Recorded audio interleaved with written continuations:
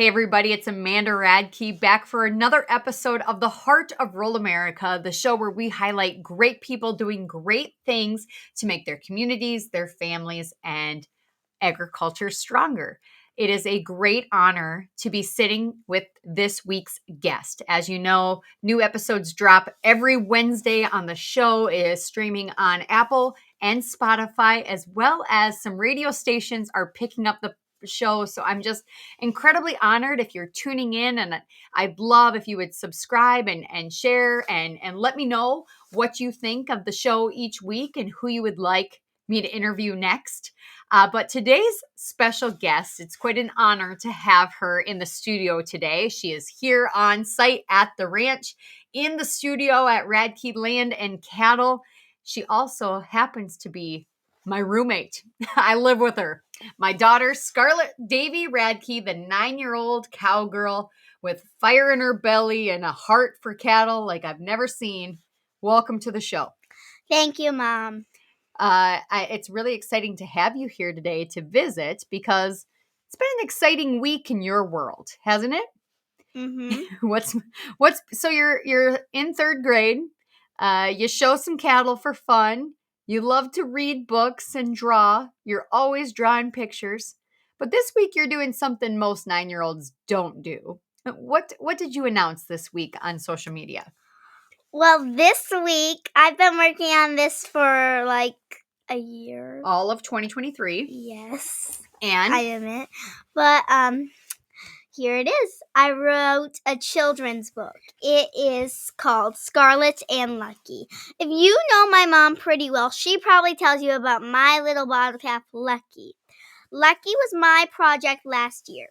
My grandpa found him in a snowbank and asked me, "Would you take care of Lucky for me?" I said, "Yes, I would love to. I just love baby bottle calves and how they romp around and how cute they are. And you don't have to be afraid to pet them because their moms aren't there." Yep.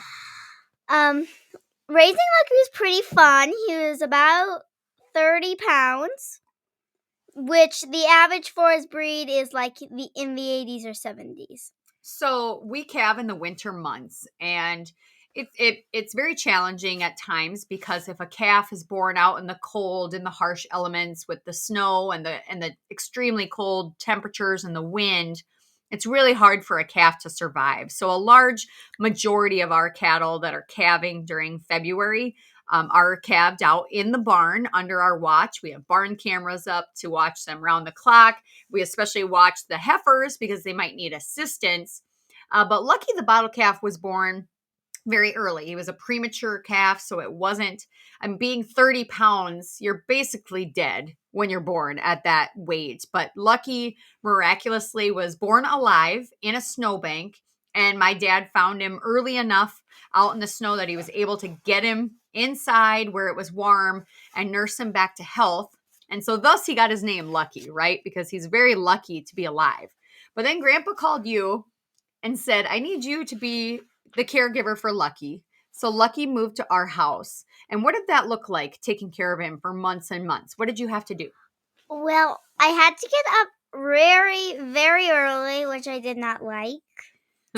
I had to go to bed very early, which I did not like, because if you go to bed early, it doesn't feel too bad to get up early. Yep. But why did you have to get up so early every day? Because there was a little baby waiting for me to go be fed. So he lived in our little heating room. Mm-hmm. So my dad and some of our hired men, the Woodbury boys, helped us build it. Dylan. Yep. Mm-hmm. So it's like a little room with heat in it, and Lucky, when he was born, he didn't have a lot of hair. No, not a lot of hair. He wasn't in there long enough to grow enough hair. And he also was so tiny he couldn't reach his mom's udder to drink milk. Yes. So there was no way possible he could go live with his mom outside in a South Dakota winter with the little hair he had and how tiny he was. So he lived in our little heated washroom in the barn. Until he was about, let's say 2 months old. Probably 3, 4. Felt like forever. So tell him about mixing a bottle. What did you have to do? So, like I said, Lucky stayed in the heating room for 2 months. Mm-hmm. And in there, I had like a little kitchen set up. I had a hay bale as my little kitchen counter, and I kept all my things up there. I had a whisk, a ice cream bucket, and a bottle. And you'd have to heat up the water in the house. Yes, he did not like cold bottles. No and cold I had bottles. to bring it outside, and then put the milk replacer outside in because Mom did not like the milk replacer. I did not like the mess in the house. Nope. And especially when a 9-year-old is making the bottle. As you can imagine, there's a lot of powder everywhere. Then I would put the water into my ice cream bucket, put like about a full cup of milk replacer into the ice cream bucket, whisk it up, and then put it back into my bottle. That was my advanced way. But when I was like didn't know how to do that, I would just mix it inside the bottle and then milk would go flying everywhere. So we started making videos to share on social media about the adventures of Scarlett and Lucky and her 3 rowdy little brothers. And so the one that really took off, that has millions and millions of views now on social media, is the one where she's making the bottle. Milk is flying everywhere. There's powder all over her pants. And I say, Scarlett, you're getting so dirty. And what did you say? I'm a cowgirl. That's how it goes. Yep, I'm a cowgirl. I'm a cowgirl. That's how it goes. And isn't that the way? If you're going to be in agriculture, especially in the livestock business, you better be willing to get dirty and get the job done, right? Mm-hmm. So that's what the kids did. And, as parents, it was really a win-win, because at the ages they are, it's really tough. You can't necessarily have them too involved with cattle production stuff. They're either too little or it's dangerous. They're big old cows that'll run them over. And so we've carefully as they've gotten older, selected jobs that are age appropriate that they can help with. So I have another video on social media that went viral of the kids helping to throw square bales. And those square bales we use during calving season. They also take them to cattle shows with them. And so the kids understand the value of those bales, and they were helping to stack and throw the bales. And it was a lot of fun, lots of lessons learned. But we also got the kids ducks. I bought ducks on an FFA auction one time after I got done speaking, and brought these ducks home. And they've grown their flock, and the kids have been in charge of. What do you guys? I guess you tell them. What do you do with the ducks? Well, we had 24 ducks. Our first herd was 24 ducks. Our first herd, said like a true cowgirl. They had babies, and then they had babies again. And then our dog ate our first herd. Like, we barely have we have like 5 of our ducks from our first herd. But they still have their babies. So she talks about death so matter-of-factly, and I think it's important to note these kids, when they grow up in agriculture, they have a firm understanding of the circle of life, that there's new beginnings, there's birth, there's growth. They're in charge of the well-being of the animals. And we kind of had to learn the hard way that the dog was definitely not a friend to the ducks. So we've had to beef up the security measures a little bit to keep the ducks alive. But their main jobs with the ducks were feeding, watering, collecting the eggs. They sold some eggs. And then when Lucky the bottle calf came along, it was the perfect next step for chores. And so teaching them morning and night, they had to feed this calf. And Lucky was always pretty excited to see you, wasn't he? Yes. He loved giving kisses. When I said, give Mom a kiss, he'd give me a kiss. He'd eat your hair, eat your clothes, yes, he loved to suck on my fingers. But finally, I got him weaned to that. Like, he didn't stop. Once I got him off the bottle, he said, okay, finger time. Yep, he would always look for something. He thinks Scarlett's mama. But it was a good chores for the kids, a good responsibility, and just teaching life lessons. And so we started sharing these videos online, and soon people were just always asking about Lucky. So maybe tell them about some of your favorite Lucky videos we made. Well, one of my favorites was when my brother Croy, the littlest one, was in his wrestling singlet, which he likes to wear. Mm-hmm. They do wrestling, so he's in a little wrestling singlet. Mm-hmm. They went outside. Croy's in this wrestling singlet. Top of Lucky and started bull riding him. Yep, they thought he would be a bucking bull. Yeah, and Lucky did not like that. He backed up backwards, and then Croy fell off. Yeah, Lucky was not a fan. They also tried to make him a show bull, didn't they? And halter break him. He also wasn't too big of a fan of that. No. So got to the point where we had Lucky weaned off of the bottle, and he was eating grain. He's in the lot with the other calves, and we retain everything that we're going to sell as bulls, and then we also retain our heifers for replacements. But Lucky kind of had sorted himself off into the pen that would head to the sale barn. And I told Scarlett that. And what did you say to me? What was your solution? Well, if I wrote a book about Lucky, Lucky would be saved from the sale barn. And why was that? Because, well, we needed him. Yeah, Lucky's on tour now, right? Yeah, everybody loves him. Lucky They now. will not like you if you did that. Yeah, I would be the villain in the story, wouldn't I? You So Lucky gets to live out his days here at Radke Land and Cattle, at least for a while anyway. But so Lucky, he had to pose for photos. All of the photos are illustrations in the book Scarlett and Lucky, written and illustrated by Scarlett Davy Radke, is based on the true story of this little bottle calf. And so in the book, you see you see Scarlett growing up on the ranch. You see an illustration of her family. You see what the cows look like grazing in the pasture. And then we hear the story of Lucky being born in the snow and getting carried to the house by Grandpa. And then you get to see Scarlett taking care of him each day and all the shenanigans that her brothers get into along the way. Tell them about the spilled milk video. So I'm going to show you that illustration. But it was just a normal day. I went out to go feed Lucky his bottle, and so I was just feeding him. My brothers were there watching. They're so proud of me. Are they? I think. I don't know. They're about that. So amazed. I think she's feeding a bottle. I think they're there to pick on you mostly. So it was sort of my fault. I didn't really put the cap on very tight. Yeah. I was about halfway through the bottle when Lucky ripped off the top. So the nipple of the bottle went flying. The milk splattered everywhere. Scarlett instantly starts crying, and the little boys laughed, and they laughed so hard. And so that video was pretty popular as well, because people were telling Scarlett, "It's okay, don't cry over spilled milk," and then other people were chuckling because the boys were laughing so hard at her expense. And so along the way in the book, everything's inspired by what they did, from cleaning the manure out of his pen to Scarlett giving Lucky kisses to we kind of make up the ending. But I'm not going to spoil the ending. But Lucky is grown up by the end of the book. And yes, and then in the back of the book, you can see the actual photos that the illustrations were based on. And so again, this book is available along with all of my books at amandaradke.com. But in this last week, we got on Facebook Live. We announced it to everyone.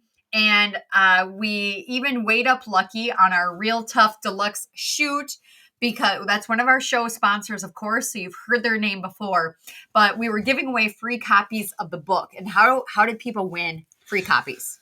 So if you guess closest to Lucky's real weight, which is 424 pounds, you would get a free signed copy. Yep. And so we have to sort through the comments yet to decide who our lucky winners are. But Scarlett is signing books and shipping them out. Right now they're available as a pre-order. But this is one of those things, it was kind of a dream come true. So, and it's interesting to see how life parallels. So when I was Scarlett's age, actually I was in kindergarten, and our veterinarian's wife, Jean Patrick, who is now the librarian in Mitchell, she came into my classroom, and she was a writer, an author. And I thought that was the coolest job ever. And one day I wanted to grow up to become an author. And so I practiced writing books a lot. In fact, you have in your library a book I wrote when I was like 3rd, 4th grade. I think you're 11. Oh, okay. Oh, I was 11. I wasn't as good of a drawer as you. It was called Jennifer's Locket. Was it very good? It was okay, but it was really busy. Oh, I needed to work on my artistic technique, apparently. It was a little busy. And so Scarlett really focused on trying to be really impactful with her drawings. And So anyway, I never thought it was possible that I could become an author and write books. But in 2011, the first book came out, and I did a self-publishing route through Amazon. There's a free service called Kindle Direct Publishing. They print on demand. I encourage anyone that has a book that they would like to publish to go that route. It was very easy to work with. And about 3-4 years ago, Scarlett came up to me because she goes to all these speaking events with me. She has introduced me on stage in front of hundreds of people. In fact, probably one of my favorites is when she was with me in Minnesota at a cattleman's event, speaking to 500 people. This was her first one out the gate. And I gave her a little script. I gave you a script, right? I was like, okay, say this about mom and this and this. And what did you tell me? I said, I don't need that. You don't need it? And why didn't you need it? I was going to wing it. You were going to wing it. So imagine you were 8 at the time. Here I am speaking full of a packed house, 500 people, standing room only. My 8-year-old daughter says, don't worry, Mom. She goes rogue and says, I'm going to wing it. And what did you do? You got up there and what did you say? I said, who wants to hear a joke Yes. before I introduce my mom onto the stage? So do you want to share these jokes now? Do you remember them? What do cows do on the weekends? I don't know. What do they do? They go to the movies. What's the other one? What do cows say when they really like something? I have no idea. It's moveless. And then there's one more. What? Was it the patriotic stakes one? What do you call a patriotic cow? I have no. What do you call it? A patriotic cow? United States. Steaks, Steaks of America. Pretty good. So she had the audience just rolling. And I'm pretty sure by the time she got off the stage and I walked on stage, they were like, we want more from the kid. We don't want to hear you speak. So I have a feeling in very short time, I have a few predictions. Scarlett's going to be on the road speaking, and I'm just going to be driving her around. She's going to be selling her books. And I don't know, running for governor? No? Why not? I want cows. Tell while we're thinking about it, tell them the conversation you had with South Dakota Governor Kristi Noem about cows and politics. I asked her if it was hard to leave her cows when she became the governor. And what did she say? She said yeah. She said yes. And where were you? Why were you visiting with her? What did you have going on? Well, I went to this, Kristi Noem, it's not really a law. She said During May Beef Month, everybody had to eat a double cheeseburger every day. A double cheeseburger. You know, I don't think the legislative body enacted it as a law, but she made that proclamation. Everybody should eat a double cheeseburger, not single, double cheeseburger. It's not bad advice, really. No. Did we follow that? We went and got burgers right after that, didn't we, on our way home? Yeah. So we were in Pierre for May Beef Month because Scarlett is one of the South Dakota Junior Beef Ambassadors, and they were promoting beef there. And then Kristi had Scarlett sit in the governor's desk and practice holding her hands up, all executive-like. But you decided you like cattle over politics, huh? So you're not going to be running for office here anytime soon? No. What if the cowboy needs saving? Are you going to go fight for the cowboy in Washington, D.C.? No. What? What if Mom goes? Are you coming with? Yeah. All right, you'll keep me out of trouble. All right. So that was a side note. So Scarlett in politics, she'll go share the good news about cattle ranching if she needs to, but she's going to stay at home and cowgirl. But anyway, a few years ago, she had told me, Mom, I really want to write a book and I want to illustrate books just like you, because like I said, she was traveling with me, going to events, helping to sign and sell the books, and so she wanted her own. And I had said, she was 5 at the time. And I'm like, well, you're a little young. I think your cows were like stick cows at that point. You hadn't honed in on your craft. And stick cows. Yeah. And so I said, let's wait a few years. And when the perfect story comes along, we'll know it. And then I'll help you make your dreams come true. And so when Lucky was born and went viral on social media, we knew that was the story, right? And so we started pretty early on in 2023, I helped Scarlett create an outline. So what did she want the story today or to say? And we broke it up in pages. And then what? You figured out what your illustrations would be? Tell them about your artwork. How did the illustrations come to be? Well, my technique was sort of maybe cheating, but it was pretty It's not easy. cheating. My mom helped me print off these pictures of me and Lucky, and I would trace them. I'd cut them out, trace them onto some cardstock. The cardstock is like hard paper. I want it to be hard because the brothers, they will get into it. They will ruin it. So some of them are traced, like just basically the outline of.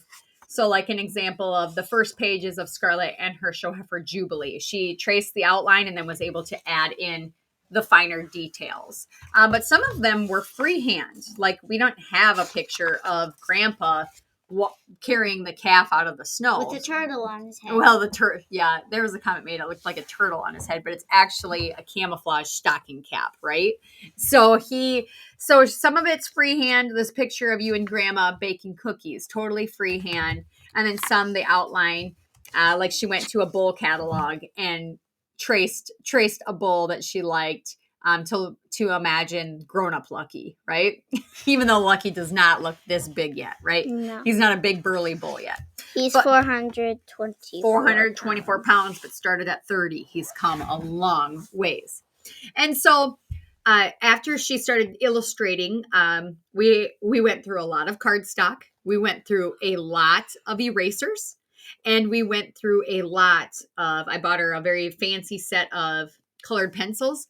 But in particular, we had to buy in bulk black colored pencils because, as you can imagine, coloring Lucky the bottle calf page after page after page took a lot of black colored pencils. So she did colored pencils. We scanned in the images to make them digitized.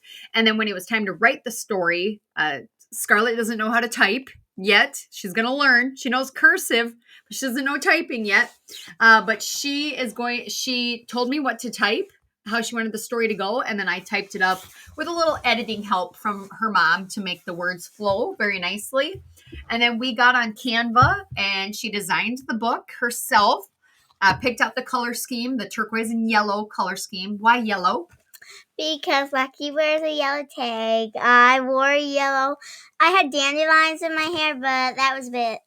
So one day Scarlett got really dressed up in a yellow shirt to match Lucky's yellow tag. She put dandelions in her hair, in her braid, and they took the sweetest photo together, and that became the inspiration for the cover of the book.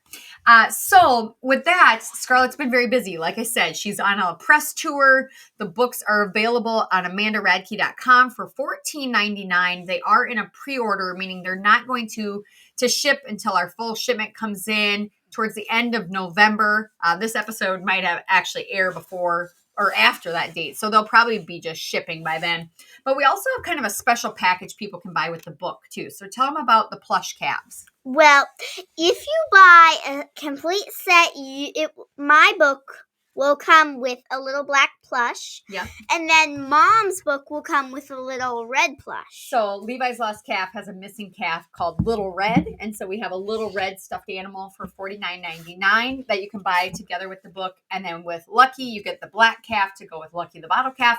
And you can actually buy all four together as well in a set. Great Christmas present if you are shopping for little ones. And, as I've talked about on this show over and over again, and I hope this doesn't feel like one large advertisement, but I truly believe in supporting entrepreneurship and small businesses in rural America.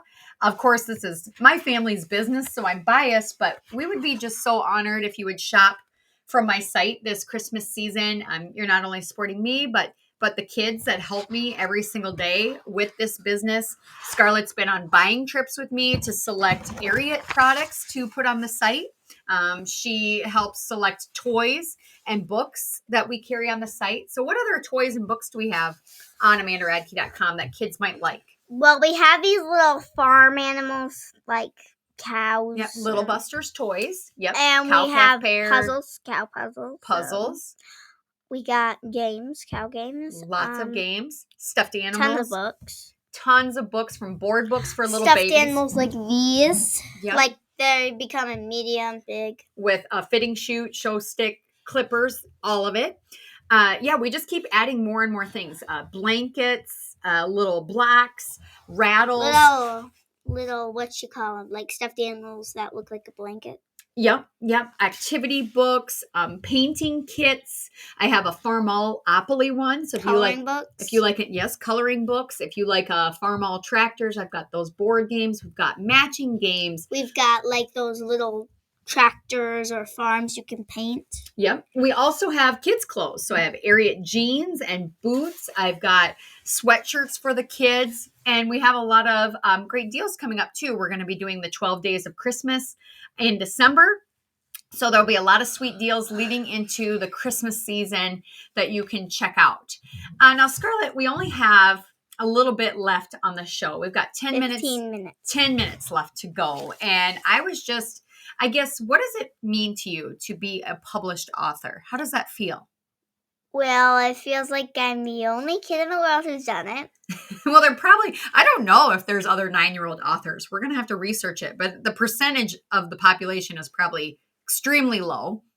But you kind of did have extra help having an author for a mom, I would say. But does it feel like a goal that you had that you wanted to achieve? Does it feel good to achieve that? Mm-hmm.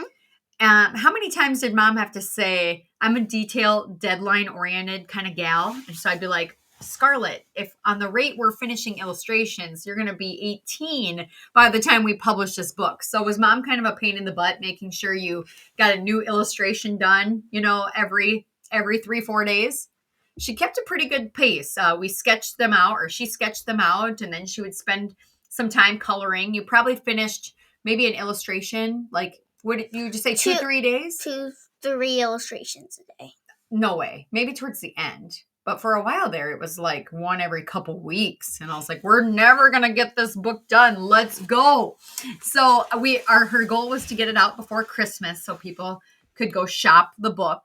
But what was the hardest part of publishing a children's book? Well, we didn't think we needed a designer, so we tried to design it ourselves. The computer had problems. It was really hard. We had a hard time formatting it for printing at the end. So we looped in my designer, Tracy McMurphy, who helped Scarlett get it to the finish line and format the margins and the bleed and all of those things. And so we really appreciate Tracy's help in bringing it together. And then also we want to thank some of the early buyers of the book. So who would you like to thank? Who was your very first book purchase? Our very first book purchase was Ashley J. Yep, from Mitchell. Who purchased the book order early on that called you? Chris Earl, my mom's Angus friend. I think he's your friend, too. Yes, he is my friend. He got $250 worth of books. He did. That was very kind and generous of you. And what did he say on the phone? He said,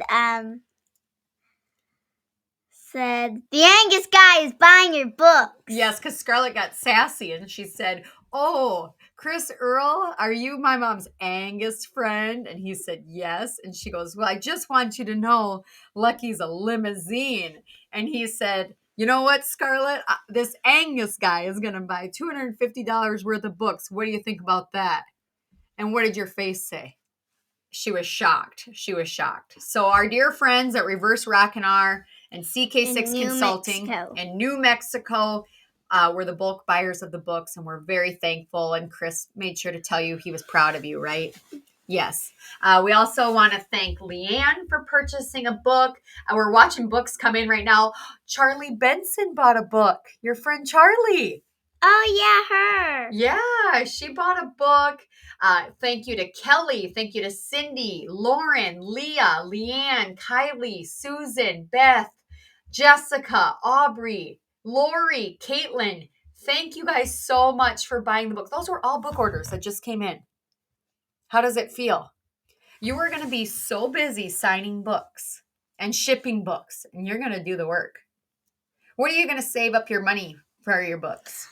Having my own cows. Oh, having your own cows? Okay. I can probably help you. I could be your consultant, help you find some good ones. So what did we have to do? We had to add up. This has been kind of a learning experience for Scarlett. She had to add up her designer fees. She wrote the check for that. She has to pay for the printing fees for the book. We ordered an initial run, and so she's figured out how many books she needs to break even before she makes a profit. And so it's your first business besides the egg sales. Is it pretty exciting? Yeah. It's much better than ducks. It's much better. It's much better than selling duck eggs. We mostly gave away a lot of duck eggs, didn't we? Because they just were take them. They're just like, please take them. We have hundreds and hundreds of eggs. Like they popped out every 5 seconds. Yes. Yeah. Well, Scarlett, it's been a lot of fun talking to you on the show today. What do you think is something that might surprise people about you? That's interesting. Let's get to know the author and illustrator. Well, we got this in the book, and I could just read it aloud to you. Oh, you want to read a few pages? Yes, so that would be great. Scarlett's going to read a few pages before we wrap.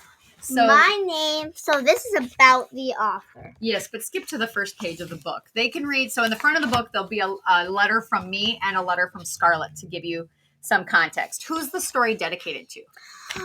This story is dedicated to my grandpa, David Knowles. Thank you for saving Lucky, Grandpa, and for trusting me with him. I love you, Scarlett. Yes, and this is based on a true story of a little girl and her calf. Written and illustrated by Scarlett Radke, edited by Amanda Radke. Once upon a time, there was a little girl named Scarlett who lived on a cattle ranch in South Dakota. Scarlett lived with her mom, dad, 3 rowdy brothers, her puppy Lou, lots of cows, and her flock of ducks. She loved helping her family take care of the land and the animals. Is that it? That's all you're going to share? That's all I'm going to share. All right. You're going to have to go order the book to find out what happens with Lucky the bottle calf. Also, if you'd like the backstory of Lucky, I have tons of videos on my Facebook page, and I have a whole Instagram highlight stories that you can go back and watch the most popular videos of Lucky. And of course, we're going to be posting all kinds of things from Scarlett's press tour, of her book tour. Maybe Lucky will even make an appearance someplace. And maybe let's tell folks, we have a few minutes left, tell them about taking Lucky to town, because he's been to town a couple times to teach kids about agriculture. Yeah, to libraries, to the Davison County Fairgrounds. Yes, so every year in town, they do an Egg in the Classroom event for the 4th graders, and we bring in the beef display, and so we always, take a little baby calf, but Lucky got to go this year. Scarlett played Stump the Cowgirl with the 4th graders, and they asked you, what was like some of the questions the 4th graders would ask? How old can a cow live? How many bones does a cow have? That was a good one. Do we know? How many stomachs does a cow have? What do they eat? How much does Lucky weigh? Where's Lucky born?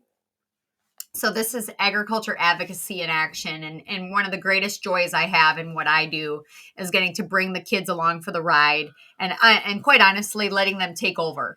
So they have become the best little storytellers about agriculture. If I get out of the way and let the kids do the talking, it seems to really resonate with young people when we go to schools and libraries. And everybody loves Lucky. So this year we had our fall female sale, and everybody that came to visit us and buy cattle knew Lucky, right? Some of them wanted pictures with Lucky. Some of them were scratching Lucky. And I imagine there's going to be a lot of TikToks made about Lucky in the near future.